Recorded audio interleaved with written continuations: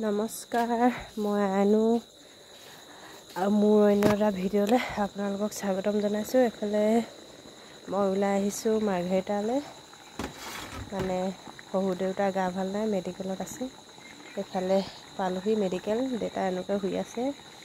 এইফালে জা-জোৱালি বাইদেউ সকলো আহিছে চাবলৈ। সকলোৱে মাত দি চাইছে, কিন্তু দেউতাৰ মাতটো নোলায়, যিহেতু প্ৰেছাৰ ষ্টক হ'ল।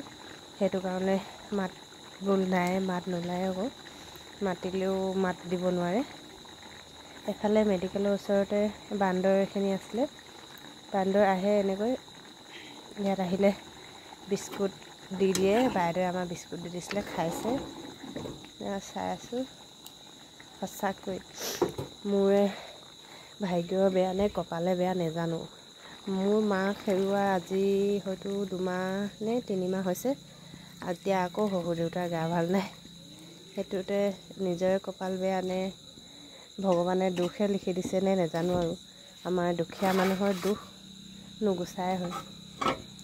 এইফালে বান্দৰটো পানী খাই আছে, তাকে মই বহুত দেৰি চাই থাকিলোঁ। এনেকৈ আহি থাকে বিস্কুট খাবলৈ। এইফালে চব বিস্কুট দি দিছে আমাৰ বাইদেউক। বিস্কুটখন হাতৰ পৰা লৈ যায় বান্দৰটোৱে। বাৰু আজিলৈ ইমানেই ভিডিঅ' আছিল। বাই।